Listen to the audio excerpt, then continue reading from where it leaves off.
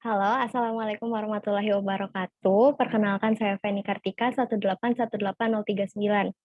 Saya akan menjelaskan tentang ujian tengah semester meteorologi maritim. Nah, untuk kali ini saya akan membahas tentang diagram termodinamika dan informasi meteorologi maritim. Yang pertama adalah diagram termodinamika. Nah, apa sih diagram termodinamika? Diagram termodinamika biasanya adalah alat peramalan perkembangan badai. Termodinamika atmosfer juga membentuk dasar untuk mikrofisika awan dan parameterisasi konveksi yang digunakan dalam model cuaca numerik dan digunakan dalam banyak pertimbangan iklim termasuk model iklim kesetimbangan konvektif. Lalu, stabilitas atmosfer. Nah, faktor utama stabilitas atmosfer adalah hubungan suhu dan ketinggian. Tingkat di mana suhu yang bervariasi dengan ketinggian disebut dengan laju surut. Lalu stabilitas atmosfer memungkinkan untuk mengetahui kecenderungan gerakan vertikal dari suatu massa udara di atmosfer. Lalu perbedaan-perbedaan yang kecil dalam gerakan vertikal tersebut penting untuk menerangkan atau meramalkan pembentukan awan-awan konvektif, hujan ataupun wilayah daerah tekanan rendah. Dan udara yang tidak stabil memungkinkan terbentuknya awan, khususnya awan yang mempunyai ukuran vertikal yang mencolok dan yang biasanya menimbulkan cuaca buruk. Sebaliknya, dengan cuaca cerah tanpa awan adalah akibat dari udara yang stabil. Selanjutnya, dari tingkat stabilitas atmosfer, menurut Ahran dalam Essential of Meteorology menjelaskan tingkat stabilitas atmosfer dengan cara membandingkan tiga hal. Yang pertama adalah laju penurunan lingkungan, yang kedua laju penurunan adiabatik kering, dan adiabatik jenuh. Nah, eh, yang pertama adalah atau keadaan pertama adalah ketika stabil mutlak, di mana suhu lingkungan lebih kecil daripada laju adiabatik kering dan adiabatik jenuh. Pada lapisan ini stabil baik untuk udara tidak jenuh dan udara jenuh. Lalu kondisi stabil ini tercapai jika paket udara suhu lebih dingin dibanding dengan suhu lingkungannya. Karena lebih dingin, maka paket udara tersebut menjadi lebih berat sehingga tidak dapat bergerak vertikal. Jika dipaksa naik oleh faktor lain, maka paket akan mengembang secara horizontal. Pada kondisi kondensasi yang tercapai, maka awan terbentuk akan melebar berupa lapisan awan yang tipis. Nah, jenis awan yang terbiasanya terbentuk pada kondisi stabil mutlak adalah cirrostratus, altrostratus, nimbostratus, pokoknya awan-awan stratus. Lanjut, yang kedua adalah keadaan tidak stabil mutlak atau, suhu lingkungan nya itu lebih besar daripada suhu adiabatik kering dan suhu adiabatik jenuh.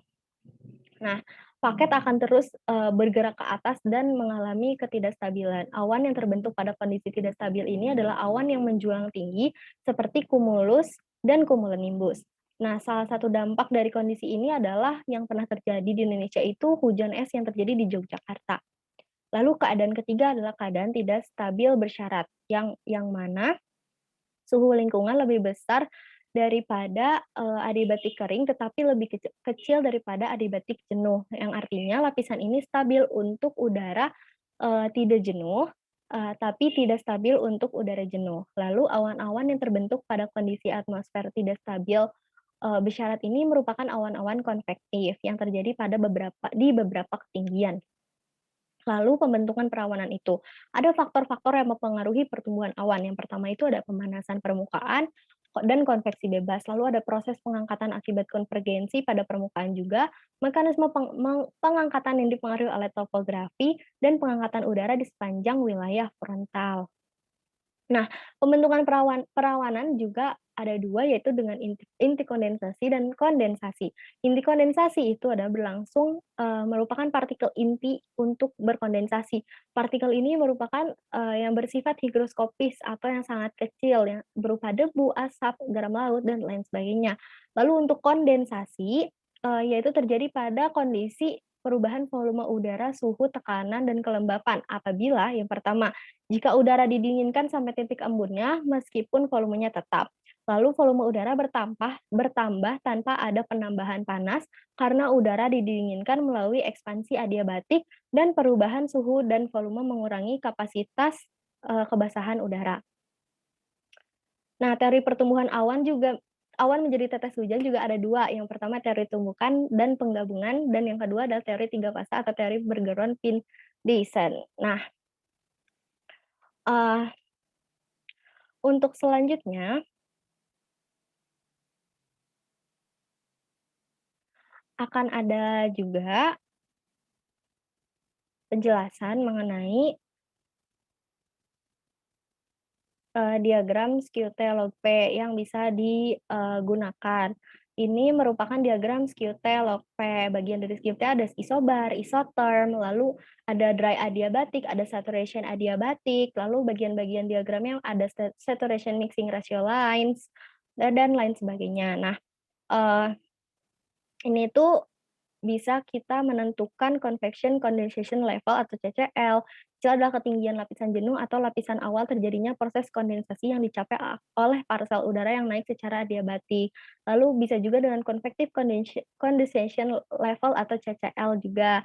Nah, terus, selanjutnya habis dari CCL itu ada LCL atau lifting condensation level. Nah, selanjutnya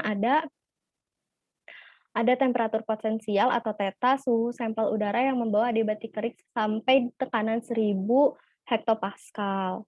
Nah, seperti itu. Lalu ada CIN atau convection inhibition, lalu ada CAPE yaitu convective available potential energy dan sebagainya. Nah, selanjutnya saya akan membahas eee,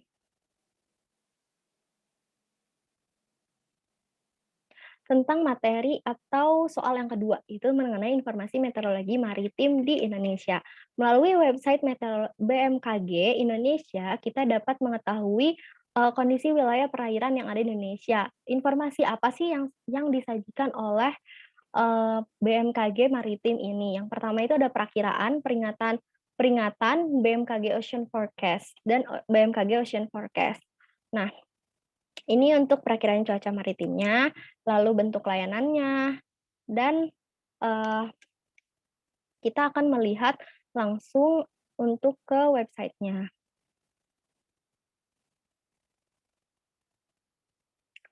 Nah, untuk website-nya ini adalah seperti ini untuk tampilan awalnya, ada home, perakiraan, peringatan, BMKG, Ocean Forecast, statistik, dan, survei. Lalu jika kita ke home, ini akan melihat kondisi wilayah perairan yang ada di Indonesia. Lalu kita bisa melihat perakiraan cuaca maritim, melihat daftar wilayah perairannya di mana, lalu melihat daftar pelabuhannya apa, terus, lokasi wisata bahari yang kita ingin tuju itu kondisinya seperti bagaimana, dan ada daftar jalur penyeberangan juga. Terus ini ada artikel-artikel mengenai, eee, kondisi maritim di Indonesia. Nah, yang pertama adalah perakiraan. Ada, 24 jam ke depan, itu perakiraan tinggi gelombang seperti ini, dengan rendah, sedang, dan tinggi bisa tersaji. Lalu ada prospek gelombang mingguan, seperti apa sih, analisisnya, analisis mengenai tekanannya bagaimana, angin gradiennya, suku muka laut, sea surface anomali, angin 10 meter. Nah, ini juga ada. Lalu 7 hari ke depan. Ini untuk 1 minggu. Lalu area pelayanan perairannya seperti ini, ada kategori gelombangnya, seperti itu. Area wisata pantai, nah ini juga ada pelabuhan-pelabuhannya, ada area jalur penyeberangan pula. Nah, ini ada beberapa titik merupakan penyeberangan, laut di Indonesia. Lalu untuk peringatan itu ada gelombang tinggi dan banjir. Nih untuk kondisi laut seperti, area perairan dengan gelombang berbagai, jenis gelombang, terus ada banjir pesisir, lanjut untuk BMKG OFS atau Ocean Forecast System, ini seperti ini.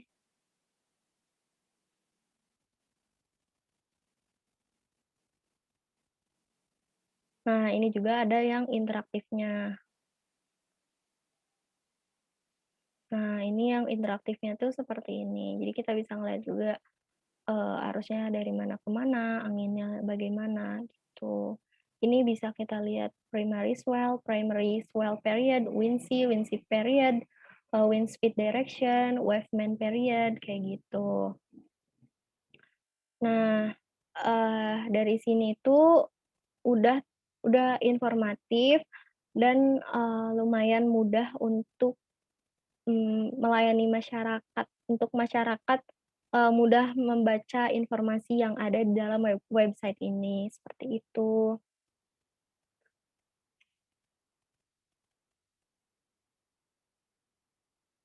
Nah, semoga untuk kedepannya BMKG Maritim bisa lebih mudah untuk, membuat mungkin aplikasi di handphone yang bisa diakses oleh para nelayan, untuk melihat langsung, keadaan, perairan ketika mereka akan melaut, seperti itu. Terima kasih, eee, gitu penjelasan mengenai 2 soal dari UTS Meteorologi Maritim saya. Mohon maaf apabila ada salah kata. Wassalamualaikum warahmatullahi wabarakatuh.